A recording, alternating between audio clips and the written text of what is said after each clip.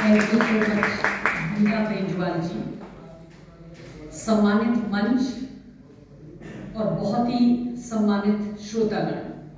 मैं आदरणीय गुणानंद जखमोला जी का आभार व्यक्त करती हूँ कि आपने बहुत ही सारगर्भित इस कार्यक्रम में मुझे आमंत्रित किया, मुझे इसका हिस्सा बनने का मौका मिला। मैं आपकी पूरी टीम का, उत्तरजन की टीम का बहुत बहुत आभार व्यक्त करती हूँ। बहुत बधाई के पात्र हैं वो सभी लोग जिन्हें आज उत्तरजन ने अपनी 8वीं वर्षगांठ पे उत्तराखंड गौरव सम्मान से सम्मानित किया। आप सब लोग अपने में एक पहाड़ लेके चल रहे हैं, आपको बहुत बहुत बधाई। जो हमारा ये दौर है, जो समय है, वो एक बहुत ही विचित्र समय से हमारे सारे व्यवसाय, सारे प्रोफेशन, चिकित्सक के, शिक्षक के, पत्रकार के गुजर रहे हैं। लेकिन जो हार्डेस्ट हिट एरिया है, असवाल जी ने यहाँ पे आके जो शब्द बोले थे, वो हार्डेस्ट हिट एरिया है पत्रकारिता। और आर्टिफिशियल इंटेलिजेंस के इस दौर में, सोशल मीडिया के इस दौर में, आंधी के इस दौर में, चैट जीपीटी के इस दौर में उत्तरजन पूरी शान से खड़ा है। आपको बहुत ही कठिनाई का समय, कुछ लिखना और लिखने के बाद उसको क्वालिटी प्रिंटिंग में डालना और फिर अपने पाठकों तक पहुंचाना, ये अपने आप में बहुत ही, जो लोग इस प्रोफेशन से जुड़े हैं उनको मालूम है कि आज ये बहुत, हम लोगों की सुबह कभी भी बिना पेपर पढ़े नहीं बीती।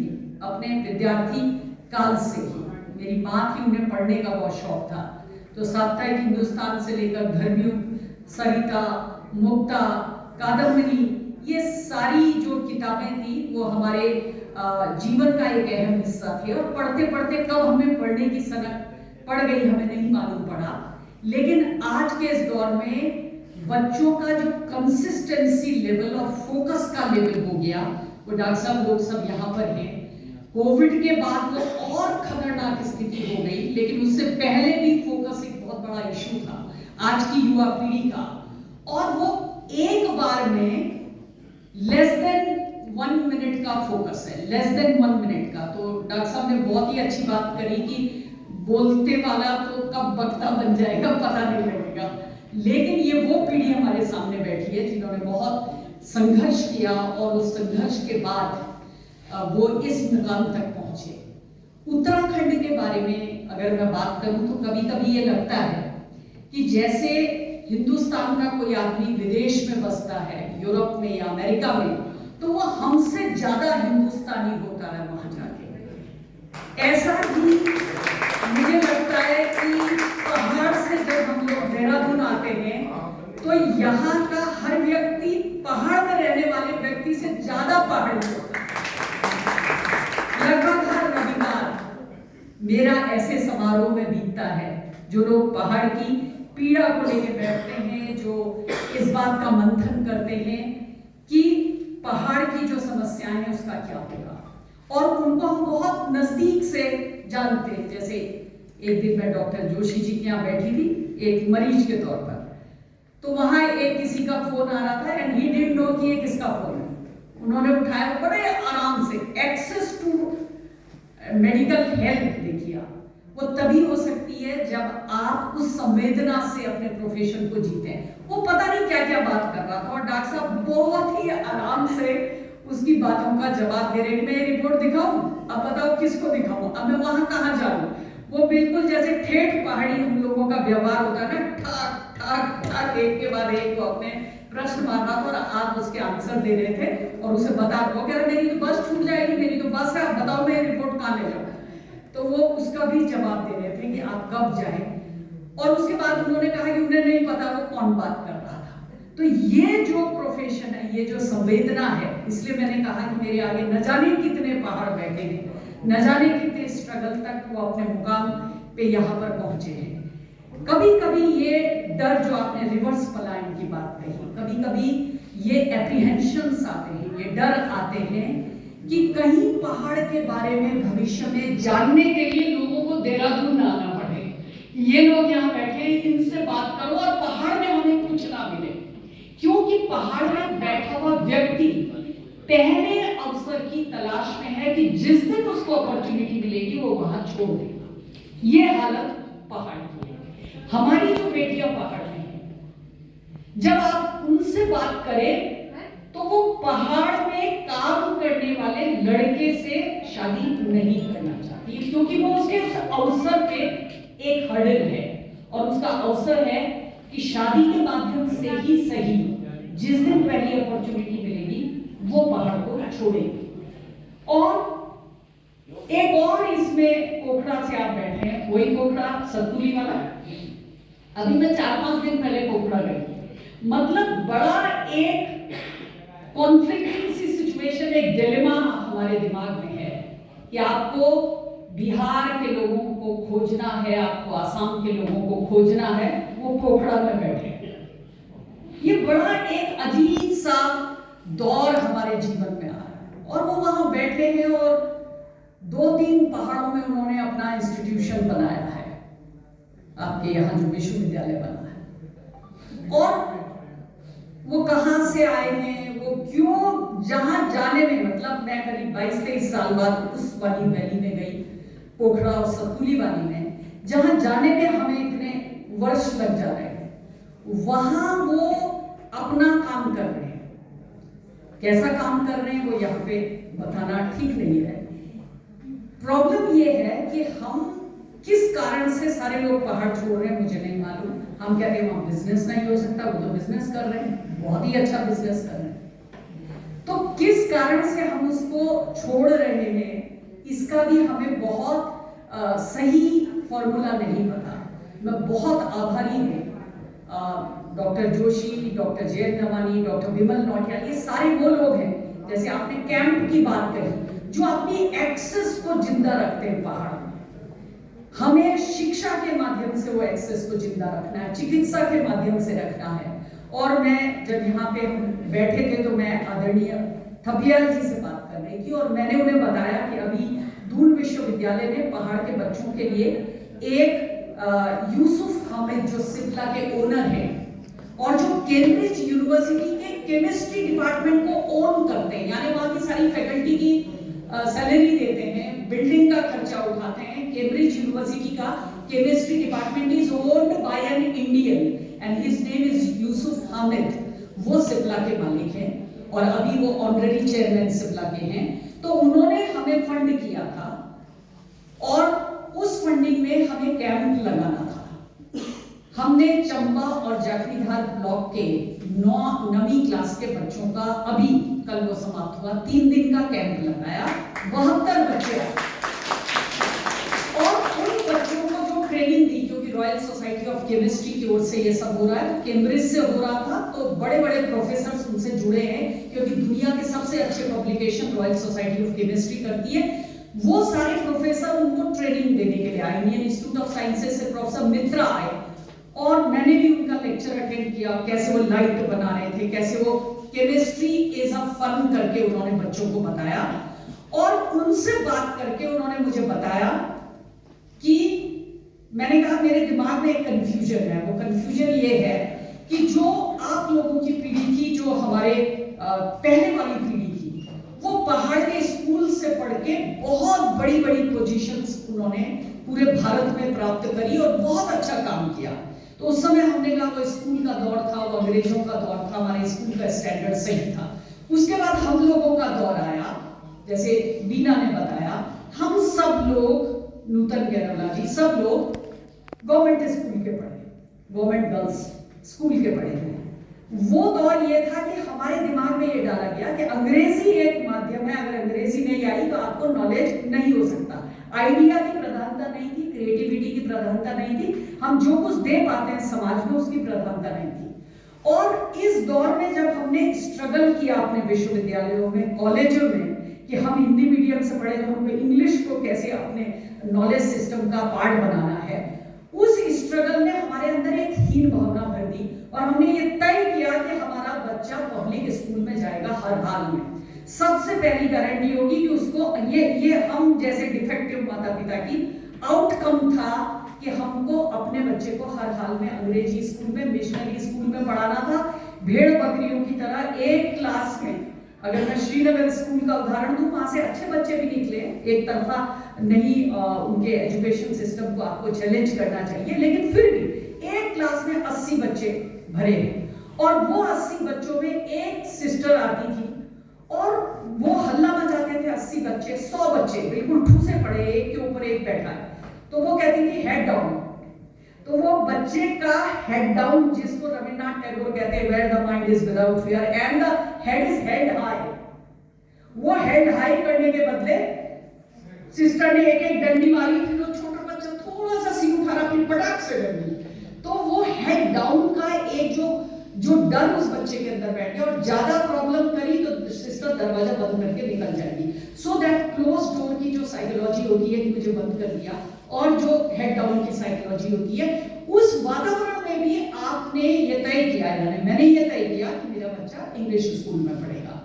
अब जो ये दौर आया है, जिसको हम बहुत नजदीक से इस क्षेत्र में होने के कारण देख रहे हैं, जिसमें भारत सरकार भी ये कोशिश कर रही है कि लैंग्वेज नॉलेज का पर्यायवाची ना बने, कि आपकी इंग्लिश अच्छी है तो आपको बहुत नॉलेज है, आपकी हिंदी बहुत अच्छे बोल रहे हैं तो आपका नॉलेज। जहां पे लैंग्वेज बैरियर को हटाने की कोशिश चल रही है राष्ट्रीय शिक्षा नीति के माध्यम से, वहां पे ये मैं दावे के साथ कह सकती हूँ, थपलियाल जी ने एक उसको और अच्छा एंगल दिया कि बच्चे स्कूल्स में नहीं है, गवर्नमेंट स्कूल में, लेकिन ये दावे के साथ है कि जो हमारा भविष्य है वो ग्रामीण भारत में इस समय पल रहा है। अगर आपने वहां ध्यान देंगे तो आपके अर्बन स्पेसेस में बिल्कुल नहीं।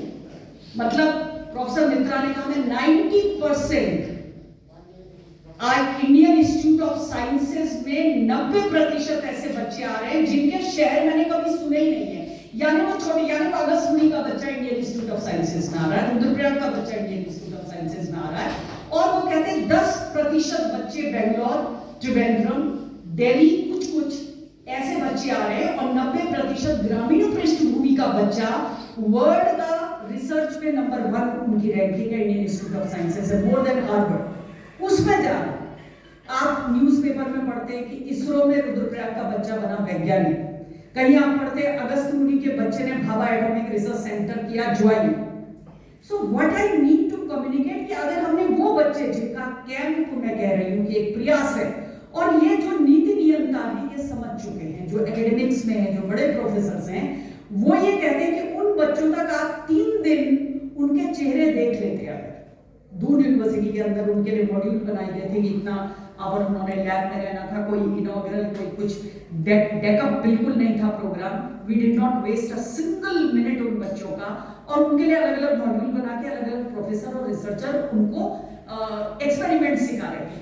और जब उन बच्चों से उनके अनुभव पूछे तो आपको विश्वास नहीं होगा, जिस धारा प्रवाह गढ़वाली में उन्होंने अपने अनुभव शेयर किया। हमने कहा लैंग्वेज को बैरियर नहीं बनाना, गढ़वाली में अच्छा बोल सकते हो तो गढ़वाली में बोलो, हम ट्रांसलेट कर लेंगे जो लोग बाहर से आए। और उन्होंने जितने अच्छे शब्दों में, किसी ने हिंदी में भी बोला, जितने अच्छे शब्दों में उन्होंने अपने अनुभव की, हमने क्या सीखा, एक्सपेरिमेंट, फॉरेंसिक का एक्सपेरिमेंट क्या था, फॉरेंसिक साइंस का इंपॉर्टेंस क्या था, और उनमें से ज्यादातर बच्चों ने ये रिपोर्ट किया कि हम साइंस को अपना करियर बनाएंगे, ये कैंप हमारे जीवन का टर्निंग पॉइंट है। सो ऐसे एफर्ट्स, ये तो एक एफर्ट है, ऐसे एफर्ट को मैग्नीट्यूड में लाना है, गांव के बच्चे को एक्सपोजर देना है। और अभी जग्गी साहब ने कहा कि आपको इस तरह के कैंप के लिए कोई CSR फंड चाहिए होगा, तो वो भी उनके पास है, लेकिन उस गांव के स्कूल से जब तक आप उसको उस इक्विपमेंट और उस वेल इक्विप्ड लैब तक नहीं लाएंगे, पता नहीं कौन सा बच्चा, मैंने उन्हें कहा कि मैं उस दिन का इंतजार कर रही हूँ जब 15 से 20 साल बाद आप किसी जर्नलिस्ट को अपना इंटरव्यू दे रहे होंगे और आप कहेंगे कि दून यूनिवर्सिटी ने लगाई ये कैंप मेरे जीवन का टर्निंग पॉइंट था। क्योंकि उनकी जो लाइफ स्किल्स है और अर्बन में रहने वालों की जो लाइफ स्किल्स है वो डिफेक्टिव हो चुकी है। उनकी जो लाइफ स्किल है, स्कूल जाने से पहले 2 बंठे पानी के अपने माँ के पास रखने हैं, फिर आने के बाद फिर वो पूरा काम करना है। तो जो वो टफनेस है, अभाव में ही आप निखरते हैं, ये बात तय है। शिक्षा में बहुत ज्यादा इस बात का तय है। आप सारी जिंदगी आपने वो उठा रखा है बच्चों ने, और जब वो स्कूल से आ रहे हैं माँ बाप एक और बैग ला के उनको ट्यूशन भेज देते हैं, तो उनकी लाइफ स्किल्स बिल्कुल डेवलप नहीं होती है। उनके वो single idea can change the world, वो एजुकेशन उनके दिमाग में नहीं आ रही है। और जो टीचर्स, मैंने उनसे भी कहा, 8 टीचर्स उनके साथ आए थे, कि जिस दिन हम ये कमिटमेंट कर लेंगे, जिस दिन हम अपने ट्रांसफर की अर्जी लेकर मंत्री और पॉलिटिकल लोगों के घर जाना बंद कर देंगे, और जिस दिन हम कहेंगे कि हमको पिथौरागढ़ भेजो पनिशमेंट में, किस बात का पनिशमेंट? इससे कम ये वर्ड यूज होता था जब हम उत्तर प्रदेश में थे। आज ये वर्ड यूज हो रहा है कि अगर आपने ज्यादा किया तो आपका ट्रांसफर कर दिया जाएगा। तो मैंने कहा जिस दिन आप कॉन्फिडेंस से कहेंगे कि मैं पिथौरागढ़ जाने को तैयार हूं, वो भी उत्तराखंड में, मैं चमोली जाने को तैयार हूं, वो भी उत्तराखंड में, और जिस स्कूल में साइंस के टीचर डेडिकेशन से लगे हैं, ऐसा नहीं है लगे नहीं है, हजारों टीचर पूरे पैशन से लगे हैं, क्योंकि टीचिंग एक पैशन, बिना पैशन के टीचिंग नहीं हो सकती। वो अपनी सैलरी से थोड़ी बहुत एक्सपेरिमेंट की चीजें बच्चों के लिए जुटाते हैं। कोई लोग अपने न्यूज़पेपर लेके पैदल चल के स्कूल तक पहुंचते हैं, ऐसे बहुत सारे टीचर्स को मैं जानती हूँ। और ऐसे जहां जिन विद्यालयों में टीचर मिल रहे हैं, वहां के बच्चे, उत्तराखंड के बच्चे सीधे शिखर में देखते हैं। तो उत्तर जन की ये पहल, चिकित्सा, शिक्षा, व्यवसाय, ललित जी पता नहीं है यहाँ नहीं है, वो भी पिथौरागढ़ और बागेश्वर से अब वो मार्जिनलाइज्ड बच्चों को, थोड़ा गरीब बच्चों का हैंड होल्डिंग, हमने केवल हाथ पकड़ना है उनका, जो यहाँ पे बैठा पहाड़ है उसने केवल हैंड होल्डिंग करनी है। वो कोई भी उत्तराखंड का बच्चा गरीबी के कारण या एक्सेस टू फैसिलिटी के कारण अनपढ़ ना रह जाए, या उसका मन उच्चाटन ना हो जाए, या टीचर की एब्सेंस में इतना हमारे जो अभिभावक है उन पे अवेयरनेस होनी चाहिए कि वो खड़े होकर ब्लॉक में जाके कहें हमको टीचर चाहिए, हमारा टीचर कहाँ गया? आपके पास मैथ्स का टीचर है, साइंस का टीचर है, भाषा का टीचर है, तो उन बच्चों का अब समय आ गया है। और ये आप आगे देखिएगा कि उत्तराखंड के पहाड़ में रहने वाले इंटर कॉलेज, सरकारी कॉलेज में पढ़ने वाले बच्चे ही भारत का भविष्य, वो भारत पे रूल करेंगे, ये मुझे पूरी तरीके से समझना है। मेडिकल में वही बच्चे निकल रहे हैं, या नवोदय के बच्चे निकल रहे हैं, या सेंट्रल स्कूल के बच्चे निकल रहे हैं, या इंटर कॉलेज के बच्चे निकल रहे हैं। IITs में छुटपुट जो आप बच्चे देखते हैं वो पहाड़ के बच्चे निकल रहे हैं। तो फिर ये जो पब्लिक स्कूल का जो एक ब्लॉकेज है, एक पहले हमको अपने से दूर करना है, और फिर लाइफ स्किल्स उस बच्चे की, उस पहाड़ में आधा साइंस तो वो वैसे ही सीख जा रहा है। थल्ली सैंड से अगर कोई है यहाँ पे, वहां के एक स्कूल की स्टडी है कि 45 मिनट तक बाघ और बच्चे एक साथ क्लासरूम में रहते। शिक्षा के ऊपर रिपोर्ट थी, और बाघ भी बैठा है, बच्चे बैठे, और बाघ बच्चों को देख रहा है, बच्चे बाघ को देख रहे हैं। सो वो एक कम उम्र में ये साइंस जान गए कि अगर वाइल्ड एनिमल से आपका वास्ता पड़ता है तो आपको रिएक्ट कैसे करना है। और उसके बाद कोई आदमी, वन विभाग के वो वाले फोन थे उस समय, यूं घुमाने वाले, वो कर रहा हेलो वगैरह आवाज नहीं आ रही है, ठीक है।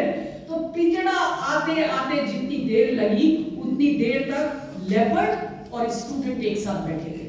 उनकी जो लाइफ स्किल्स हैं कि चढ़ाई कैसे चढ़नी है, कहाँ पे आप चीड़ के वो जो पत्ते होते हैं उनसे फिसल सकते हो, कहाँ पे स्लोप है, कहाँ पे पाला पड़ा है, वो उनकी पानी कैसा है, ठंडा पानी है, कैसे नहाना है, क्या करना है, वो स्किल्स उनकी बहुत पावरफुल है।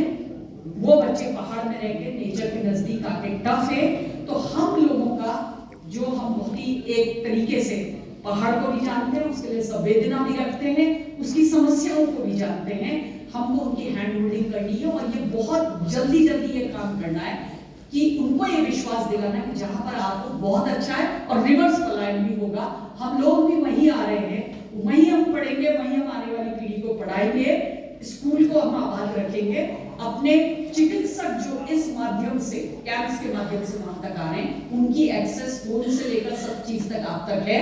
इसलिए पहाड़ को बार बार ये कहते हैं कि वहां सुविधाएं नहीं है, कुछ नहीं है, उसको छोड़ना, उस साइकोलॉजी से हमको निजात पाना पड़ेगा। और उस सब में हमारी एक बहुत ही महत्वपूर्ण भूमिका, जितने लोग यहाँ पर बैठे हैं उनकी भूमिका है। मैं एक बार फिर उत्तरजन की टीम का बहुत बहुत आभार व्यक्त करती हूँ। आप बहुत अच्छा काम कर रहे हैं, बहुत अच्छा लिख रहे हैं।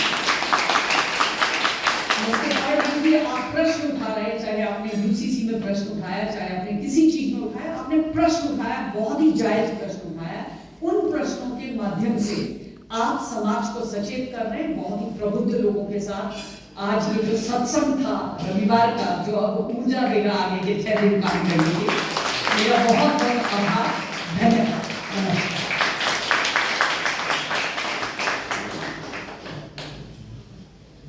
हार्दिक आभार मैम। डॉक्टर नरेंद्र नाथ सिंह की पंक्तियां हैं कि हिमालय का